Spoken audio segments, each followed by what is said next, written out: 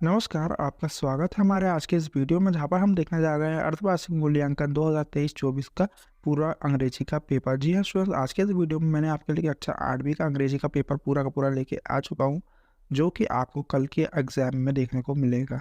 तो स्टूडेंट्स, आज मैंने जो सेट लाया हुआ है सेट बी, जो पूर्णांक है हमारा हुआ है 60 अंक का इस पेपर का, जो आपको कल देखने को आपकी परीक्षा में मिल जाएगा। समय दिया गया है 2.5 घंटे का। यहाँ पर आपको छात्रों के लिए निर्देश दिए गए हैं, आप निर्देश अच्छे से पढ़ लीजिएगा।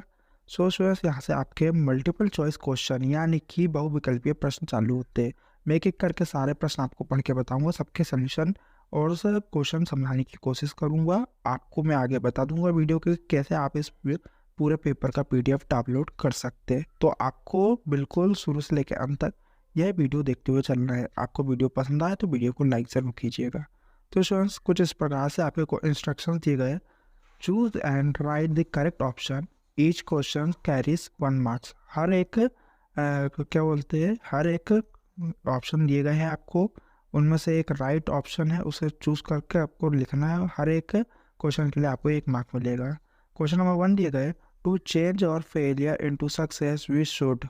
तो हमें अपने फेलियर को सक्सेस में बदलने के लिए हमें क्या करना चाहिए। तो यहाँ पर आपके ऑप्शन है, बाय अ न्यू हाउस, हमें नया घर खरीदना चाहिए। मेक अ न्यू फैक्ट्री, हमें एक नई फैक्ट्री बनवाना चाहिए। Make a brand new start, हमें एक नई शुरुआत करनी चाहिए। गिव अप एंड डिसअपेयर, हमें गिव अप यानी कि सब भूल जाना चाहिए और गायब हो जाना चाहिए। तो इसका जो सही आंसर आपका हो जाएगा वो हो जाएगा make a brand new start. आपको सी नंबर में राइट टिक करके आंसर में लिख देना है।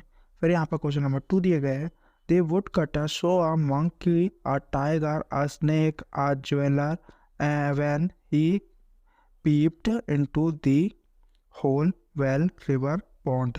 तो उसका आंसर आपका हो जाएगा होल। ए वाले को राइट टिक करके आपको उत्तर कर देना है। फिर क्वेश्चन नंबर 3 दिए गए, the ash tree wood was use to make sleepers for the railways, wings for the airplanes, decks for the ships, bonnet for the cars. तो इसका जो आपका सही उत्तर हो जाएगा वो हो जाएगा सी नंबर का। इस क्वेश्चन में बोला गया है जो एश ट्री है, एक तरीके का प्रकार का पेड़ होता है, उसकी लकड़ी का यूज किया जाता है। तो वो किस में किया जाता है, स्लीपर्स फॉर द रेलवेज, या मतलब रेलवेज के लिए किया जाता है, एरोप्लेन के पंख बनाने के लिए किया जाता है, या जो शिप रहती है यानी कि आपकी नाव हो गई या जहाज हो गए उनके डेक्स बनाने के लिए किया जाता है, या बोनेट फॉर द कार्स। तो इसका जो सही आंसर आपको हो जाएगा डेक फॉर द शिप्स, यानी कि सी नंबर का आंसर आपका राइट हो जाएगा। क्वेश्चन नंबर 4 है, which of the following sentence is correct? He is go to the market, he is went to the market, he is going to the market, he is going to the market। तो इसमें से कौन सा sentence है जो आपका correct हो जाएगा। इज द तो जो आपका क्वेश्चन नंबर 4 का राइट हो जाएगा वो हो जाएगा he is going to the market. C number का आपका राइट करके आंसर में लिख देना है। फिर यहाँ पर क्वेश्चन नंबर 5 दिए गए, which pair of the following word is not a binomial. तो इसमें देखिए, flora and fauna, law and order, bread and butter, first and third. तो इसमें जो आपका हो जाएगा बायोनॉमियल हो जाएगा फर्स्ट एंड थर्ड। ये आपका डी नंबर का राइट हो जाएगा। इसे आपको राइट टिक करके आंसर में लिख देना है। फिर यहाँ पर फिल इन द ब्लैंक्स दिए गए हैं क्वेश्चन नंबर 6 to 10। इंस्ट्रक्शंस है, ईच क्वेश्चन कैरी 1 मार्क, हर एक क्वेश्चन के लिए 1 मार्क मिलेगा आपको। क्वेश्चन नंबर 6 दिए गए हैं, to make a brand new start it only takes a deep blank. फिर यहाँ पर क्वेश्चन नंबर 7 दिए गए, when the blank was passing by the well he had help. So इन सब के आंसर जितने भी मैं आपको आगे के क्वेश्चन पढ़ के बता रहा हूँ, इन सब के आंसर आपको जैसे कि दिखाई दे रहा हुआ स्क्रीन में, आपको सिंपली गूगल में सर्च करना है, वहाँ पर जाना है StudySource.online में। वहाँ पर आपको पूरा का पूरा हमारा ये पेपर अपलोड मिल जाएगा। इसके आंसर्स भी मैं वहाँ पर अपलोड कर दूंगा, और थोड़ी देर में इसका पार्ट 2 आएगा, उसमें मैं आगे के जितने भी क्वेश्चन है उन सब के आंसर्स आपको अच्छे से एक्सप्लेन करूँगा। तो आपको इस वीडियो को लाइक कर देना है और अपने दोस्तों के साथ भी शेयर कर देना है। फिर आपको क्वेश्चन नंबर 8 दिए गए, the words that can replace nouns are called blank. फिर क्वेश्चन नंबर 9 दिए गए, the bone is blank, the two dogs. Question number 10 दिए गए, one who treat patients is called a doctor. तो इसका आंसर आपका हो सकता है डॉक्टर ना, जो अपने पेशेंट को देखता है वो कौन होता है, डॉक्टर होता है। Very short answer type question दिया गया क्वेश्चन नंबर 11 to 60। इंस्ट्रक्शन दिया answer the following question in 1-2 sentence, each question carry 2 mark. यहाँ पर क्वेश्चन नंबर 11 दिए गए what should we never do in this affair. फिर क्वेश्चन नंबर 12 दिया गया है what does Kanha national park reserve. फिर क्वेश्चन नंबर 13 दिया गया है व्हाट इज स्टोन एज। फिर क्वेश्चन नंबर 14 दिया गया है write the difference between yoga and physical exercise in 1 line. Question number 15 दिया गया है puncture of the following sentence, the poem is about our country India, the Qutub Minar is a famous monument. तो इसे हमें puncture करना है सेंटेंस को, है ना। फिर यहाँ पर क्वेश्चन नंबर 16 दिए चेंज द जेंडर, जैसे किंग है तो किंग का जेंडर चेंज करेंगे तो वो क्या हो जाएगा, क्वीन हो जाएगा।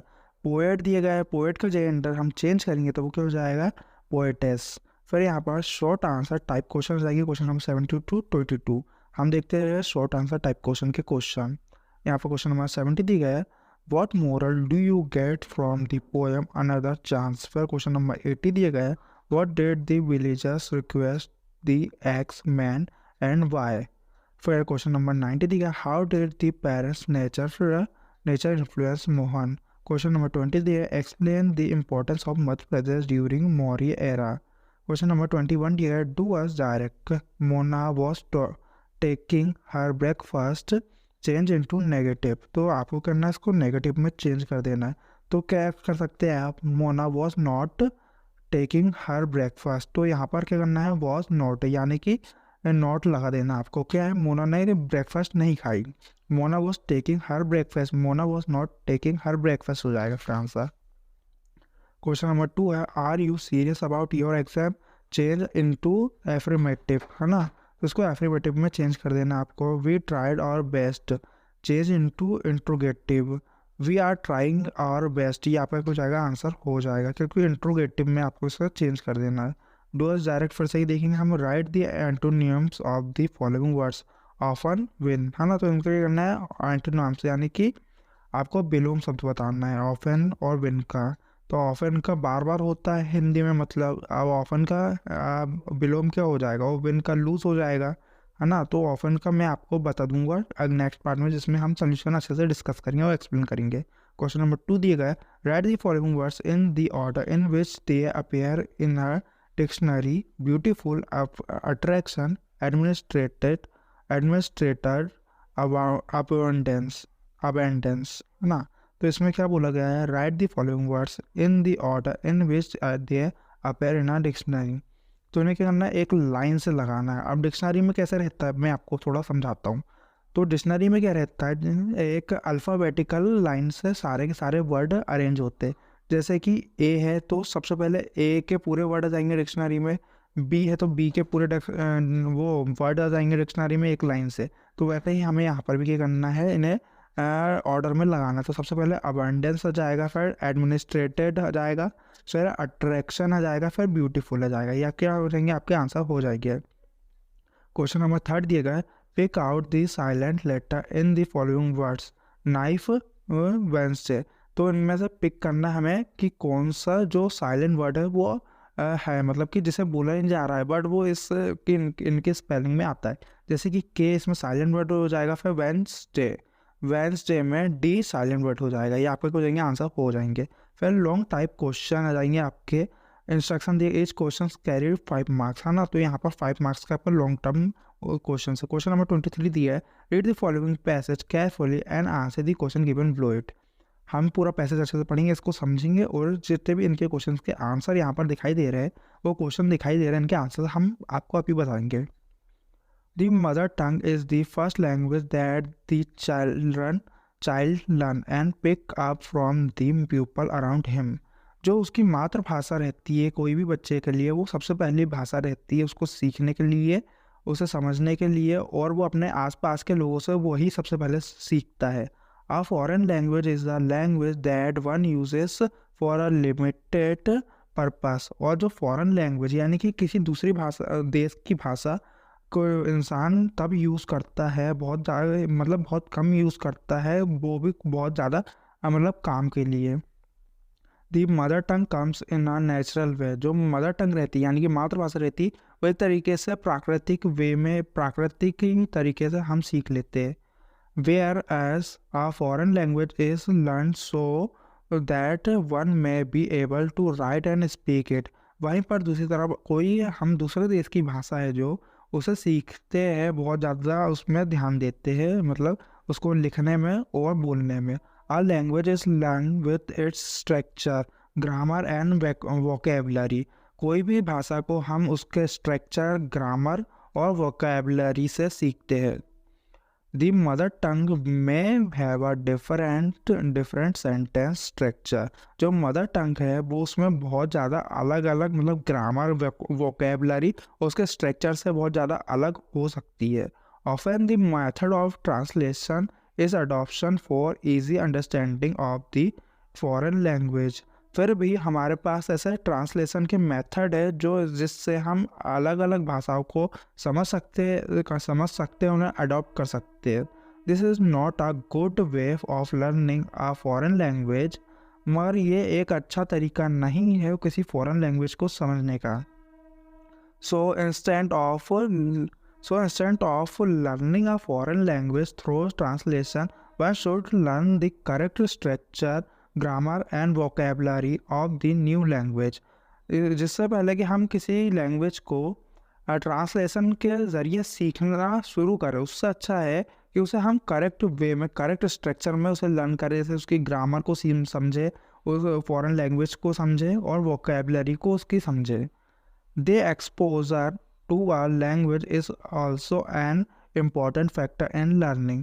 और वो लैंग्वेज का जो एक्सपोजर रहता है वो बहुत ज़्यादा अहमियत रखता है उस लैंग्वेज को सीखने में। मतलब कि वो कितनी ज़्यादा काम की है, वो लैंग्वेज आपको कितनी अच्छी लग रही है, A to Z थिंग्स उसमें आ जाएगी। इंपॉर्टेंट फैक्टर्स इन लर्निंग, है ना। फिर यहाँ पर देखिए इसके क्वेश्चन दिए गए, which is the first language that a child learns. तो ऐसी कौन सी भाषा है जो सबसे पहले एक बच्चा सीखता है? तो इसका आंसर आपका सिंपल सा आ जाएगा, हो जाएगा मदर टंग। इसका क्या आंसर आ जाएगा? Mother tongue. अब इसको लिखेंगे कैसे आप? The first language that a child learn is mother tongue. ये आपके हो जाएगा आंसर, हो जाएगा। आपको ऐसे ही बना के लिखना है। क्वेश्चन नंबर 2 दिया गया, what is the purpose of the foreign language. Foreign language का पर्पस क्या है? तो इसका सिंपल सा आपका क्या हो सकता है, आंसर हो जाएगा the purpose of a foreign language is, यहाँ पर हमने शुरू में देखे थे, मैं आपको अच्छे से बता देता हूँ, है ना। एक बार बना के बता दूंगा, पहले ऐसे बता देगा।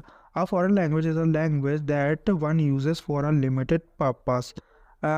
देखिए जैसे हम फॉरेन लैंग्वेज का यूज़ कर सकते हैं किस के लिए कर सकते हैं? आपको सिंपली आपका ब्रेन का यूज़ करना। आप कोई भी फॉरेनर से बात करने के लिए यूज़ कर सकते हैं, आप ट्रेड के लिए यूज़ कर सकते हैं। आप किसी अदर कंट्री में गए हैं तो वहाँ पर फॉरेन लैंग्वेज का यूज़ करेंगे तो उससे आप क्या वहाँ पर वहाँ के लोगों से आप संवाद कर सकते हैं। संवाद है ना, कम्युनिकेशन कर सकते हैं। हम कम्युनिकेशन के लिए क्या करेंगे? फॉरेन लैंग्वेज का यूज़ करेंगे। तो इसका आंसर आप लिख सकते हैं the purpose of a foreign language is communication to other countries person people, है ना। ये आप आंसर लिख सकते हैं इस प्रकार। क्वेश्चन नंबर 3 है, which is the most important factor in learning a language. तो सबसे ज़्यादा इम्पोर्टेंट फैक्टर क्या है किसी लैंग्वेज को सीखने का? The most important factor in learning a language is structure, vocabulary and grammar। There are 3 factors that most affect your learning any language। Okay, so यहाँ पर हमारा 4th क्वेश्चन है, change the following sentence in present continuous tense and rewrite we learn a foreign language। तो इसे क्या करना है? Present continuous tense में आपको क्या करना है? रीराइट करना है। तो ये इन सब के आंसर्स में आपको क्या करूँगा, नेक्स्ट वीडियो आएगा उसमें आपको बता दूंगा। क्वेश्चन नंबर 5 है, write the plural of child. तो चाइल्ड का प्लूरल आपको बताना है ना। तो मैं आपको इसका भी नेक्स्ट क्वेश्चन में बता दूंगा। सो यहाँ पर क्वेश्चन नंबर 25 दिया गया और 24 दिया गया है, read the following poem carefully and answer the question given below it. A wasp met a bee that was buzzing by and he said, my dear cousin, can you tell me why। तो wasp होती है ततैया को क्या बोला जाता है? बाज बोला जाता है। बी बोला जाता है मधुमक्खी को। तो एक वास्प है, मतलब कि मधुमक्खी, वो किससे मिली? वो एक ततैया है, वो किससे मिला? मधुमक्खी से मिला। वो बोल रहा है कि बाय बजिंग बाय, मतलब कि तुम मतलब कि उनके पंख से बजिंग की आवाज़ आती है। वो पूछ रहा है कि क्यों। And he said my dear crush can you tell me why. फिर हम आगे पढ़ेंगे।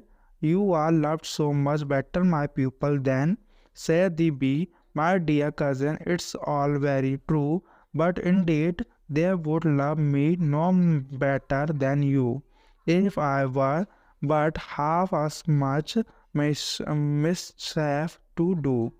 तो स्टूडेंट्स इनके जितना भी आपको अभी मैंने पढ़ के बताया, इनको मैं अपने नेक्स्ट को वीडियो में अच्छे से कवर कर लूँगा। मैं आपको अभी खटखट इनको पढ़ के बता देता हूँ। Who is talking to the bee, तो टॉक जो बी है उससे कौन टॉक कर रहा है। तो आपने पढ़ा है यहाँ पर वास्प, वास्प यानी ततैया। ततैया किससे बात कर रहा है, मधुमक्खी से। तो इसका आंसर हो जाएगा बी से टॉक कौन कर रहा है, वास्प। तो आपका आंसर हो जाएगा वास्प। फिर यहाँ पर क्वेश्चन नंबर 2 दी what does wasp ask to the bee, तो वो वास्प क्या बोलता है, my dear cousin can you tell me why, है ना। तो ये बोलता है you are loved so much better by people than, यहाँ पर क्या हो जाएगा, आंसर हो जाएगा।